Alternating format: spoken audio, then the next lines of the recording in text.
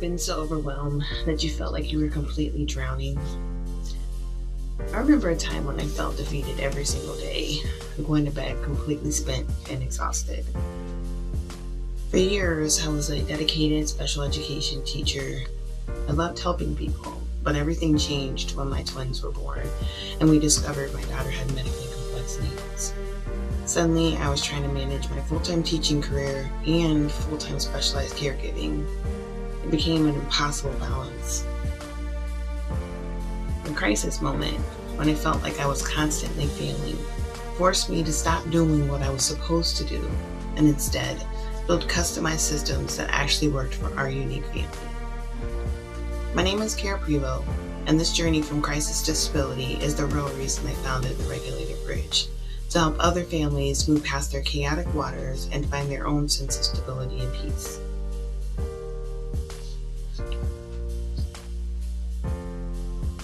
I was a special education teacher for over a decade. I taught mostly with kids who had emotional disturbance in a self-contained classroom.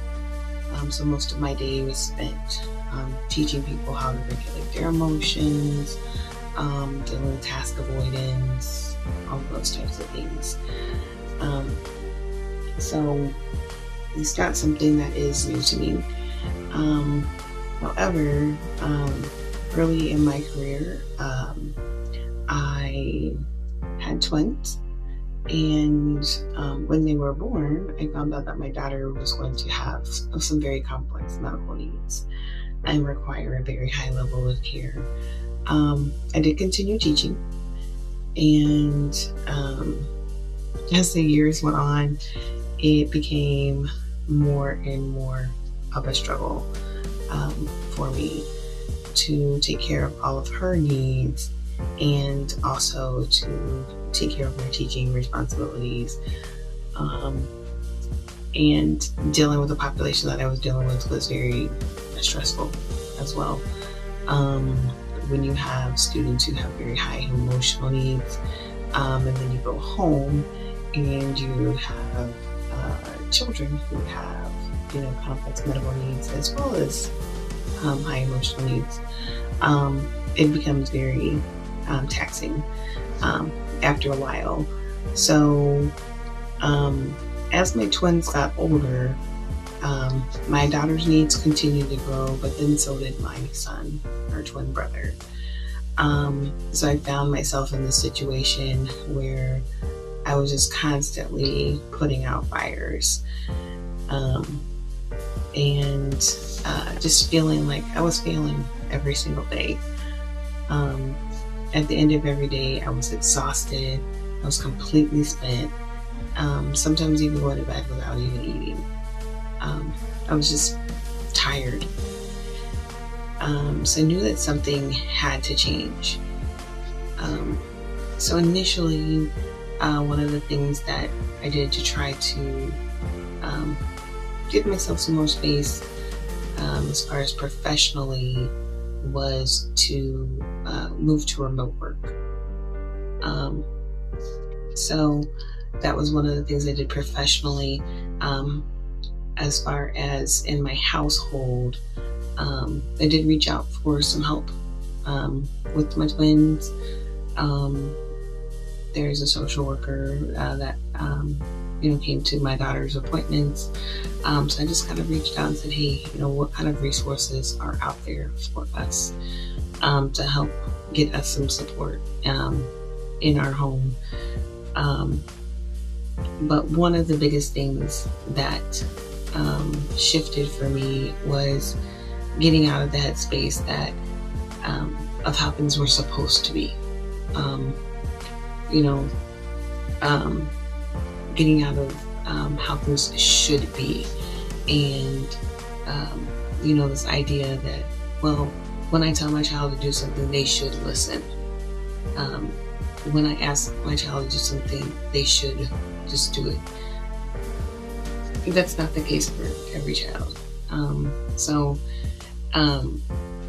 it just kind of moving past that and finding what worked for my family, for my household.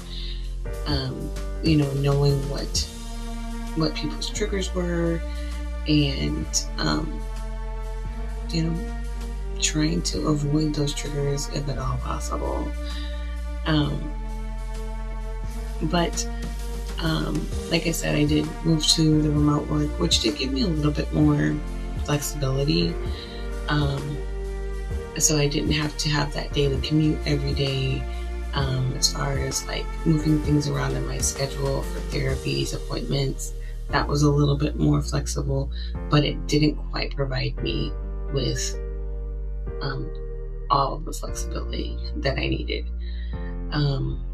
So I was still kind of searching for something that would really fit the needs of my family and for me. I knew that I still wanted to help people. That's something that's very important to me. And that's one of the reasons why I chose to work with the population that I did in teaching. So I found coaching, and I realized that that was something that would be a good fit for me. It would allow me to use the skills that I learned as a special educator to help people with a lot of the things that they might be struggling with, because there's some of the same things: emotion management, task avoidance, task initiation, just helping people be more regulated. Those are some really big tasks sometimes, and people need help with that. So that would still allow me to use those skills that I gained and still be helping people and supporting people, which is very important to me.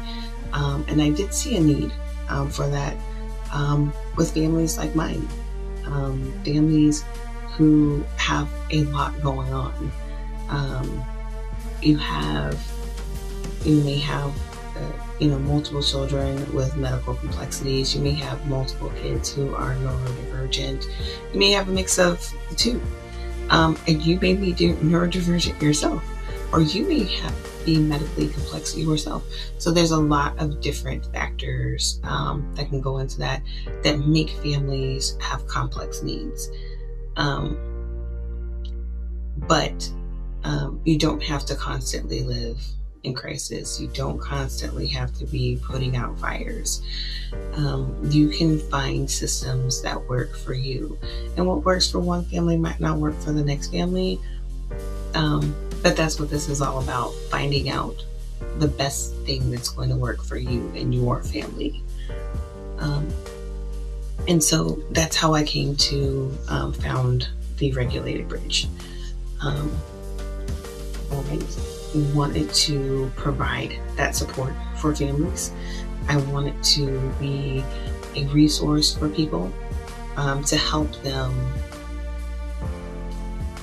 start building those bridges, to help them start finding those systems that work for them and their families, to help them bring some stability to their households, to get out of the chaos, get out of the crisis, because that's not where anybody really wants to be.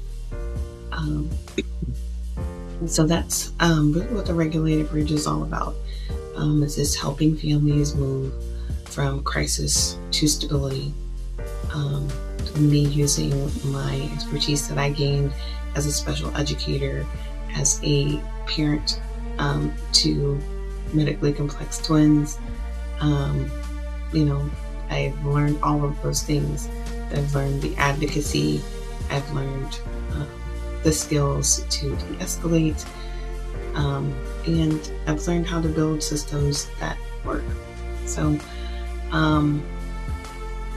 if you made it this far in the video, thank you so much. If this resonates with you, or you know somebody this might help, share this with them. Subscribe for more. I thank you for your time.